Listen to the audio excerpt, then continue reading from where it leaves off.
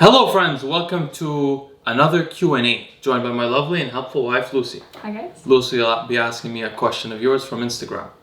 So the next question is by Morning Iron. Considering the potentially irreparable damage to the kidney and the cardiovascular system as a whole, what would you consider the ideal form of hypertrophy training considering longevity? I asked this in terms of intensity and volume. How would this contrast from what you would consider most ideal for growth, irrespective of longevity? I know we must consider the growth-longevity trade-off, but I assume we're talking strictly with respect of the hypertrophy training itself, ignoring the implication of being a larger, heavier person. Perhaps provide a set rep scheme example for each scenario. Thank you, Lucie. It's a great question, Morning Iron. Although I don't consider myself any kind of expert on hypertrophy. By the way, hypertrophy means getting the muscle bigger. Mm-hmm. So I'm not an expert on this. I've never been a bodybuilder. I've never tried to do it. I hired a couple of bodybuilding coaches during my years, but only because I was trying to get information from them to learn about what they were doing and apply that to originally powerlifting and later on arm wrestling. With that said, because the powerlifting and arm wrestling sports are so small, all of the other strength sports tend to listen to bodybuilders on YouTube and stuff like that. And before YouTube, we used to read the bodybuilder magazines. So we're all sort of in the same field. So we sort of know what the bodybuilders do, except for their competition prep and stuff like that. So with that said, the disclaimer being I'm not an expert on hypertrophy training, and it was never my main interest at all. With that said, I think your question is great. Basically, what Morning Iron is asking is this. He's saying, ignoring the results of being bigger, ignoring the results on mTOR of the way you eat, all of that on longevity, just thinking about the exercises, how would the different kinds of exercising schedules affect how your health is in the long term? And what he means specifically, I think, is the comparison between more intense exercises, which means basically going closer to failure, using higher reps and shorter, less reps, but higher weights, or using lower weights and more sets where you don't go as close to failure. And of course, in powerlifting and arm wrestling is very different because we have periodized training that's specifically designed to get us to max out at a competition date.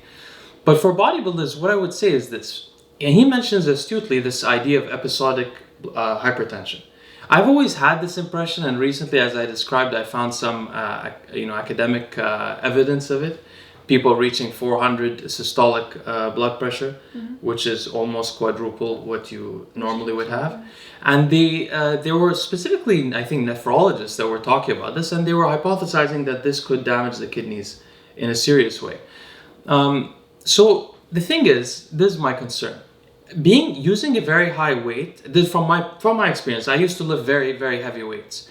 And when I lift very heavy weights, I can feel the sympathetic nervous tone in my body turn on, which means everything gets very tense. My heart rate goes up, and the vascular structure does the opposite, it constricts. You can feel it. When you use lighter weights, you don't feel as much of that, but you feel more blood flow going around your body. So I would assume, and this is speculation, I would assume that using heavier weights with shorter reps would cause more damage to the vascular structure and to the kidney's vascular structure specifically than using lower weights and more sets. Now he said, compare that to what you would do if you were interested in hypertrophy and you didn't care about the health effects. To be honest, it wouldn't be that much different. And the reason why is this. I believe, there was a guy called Mike Mentzer.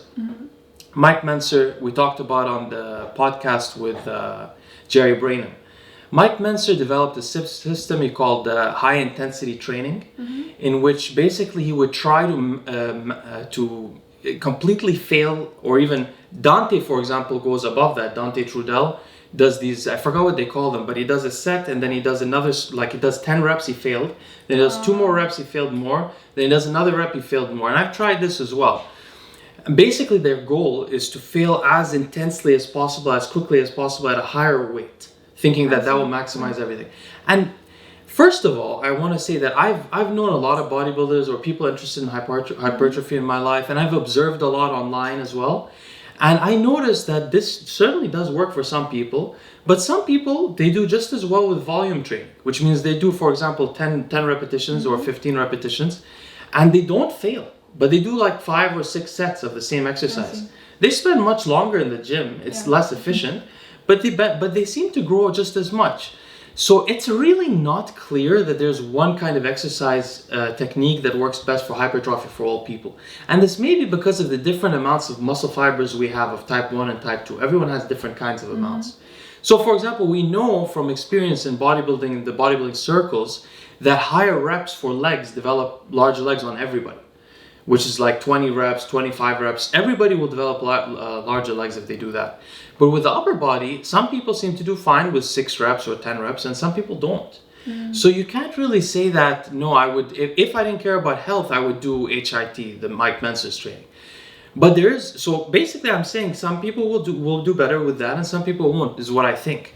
But I would add one note of caution, which is I have never seen anyone that does high intensity training, bodybuilding, that lasts a long time without huge injuries. So I'm not, and this isn't just the professionals, I'm talking about even people I know, friends of mine, stuff like that. Even myself, when I tried it for short time periods, I wasn't doing it for hypertrophy, but what I mean for me is, if I wasn't periodizing my training in a traditional periodized program like Westside Barbell, which is what I used to use, if I was just maxing out constantly on the same exercise, I would eventually either regress or I would start to develop like a systemic fatigue, some kind of sympathetic nervous fatigue, a nerve fatigue, or I would get injured and I would develop injuries in the muscle. So some people will tell you, hey, go all out, use HIT for 4 weeks, then take a week off.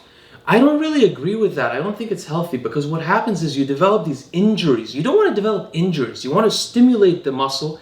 You want to give it... break it. Exactly. You want to stimulate it to adapt. You don't want to actually cause scar tissue develop. Like, I have scar tissue in my biceps. I'm almost completely certain of this because I used to lift like, very heavy dumbbell curls and stuff like that for arm wrestling. And I went too hardcore on it. And eventually it came to a point where I used to do dumbbell curls and sometimes I would feel pain in my bicep, but it wasn't a tear, it was the scar tissue built up within the muscle. So basically you develop these kind of injuries if you go very hard on the same exercise in the same way too consistently. I see. So what I'm trying to say is, for the purpose of not longevity in life, but longevity in training, if you want to be muscular 20 years down the line or 10 years down the line, or even 8 years down the line, I don't think HIT is the way for you. And the best way for everybody here to talk about is, we know people from YouTube and in life in common, like Dorian Yates. Dorian Yates lost so many parts of his body through he was a Mr. Olympia competitor. His bicep got destroyed, other things, I think his tricep and bicep, I'm not sure. A couple of things got destroyed while he was competing, to the point that he was a shadow of his former self toward the end.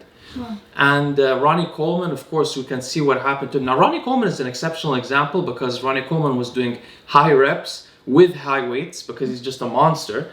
But you can see what also that consistent, very heavy weight did eventually to him. So I think the body needs some kind of periodization and exercise rotation if you're going to do that kind of heavy weight. But basically what I'm saying, on the other hand, look at Jay Cutler. Jay Cutler he's not trying to be large, but he still has a good body. He trains. To my knowledge, he doesn't have any major injuries. And you'll find that across the top bodybuilders. If you look at them, the guys who did HIT have some injuries. Sometimes they have really big joint problems. They joint replacements, hip replacements, shoulder replacement, things like that. So basically my answer is, I think that for health reasons, the volume kind of hypertrophy training is better. And I think for longevity in the sport, the volume training is better. And I don't think you can say that HIT actually gets better results on everyone. I think it depends on your genetic, like your fibers. Is there any genetic markers where people can figure out how, what exercise is beneficial for them or not? There are certainly many. It's very interesting actually. There's no like type 1 or type 2 muscle fiber genetic polymorphism that determines that, but there are a bunch of polymorphisms that are related to power, ability with power. So So one would think that those genetic polymorphisms with power would indicate that person could get more out of the HIT, the high intensity training.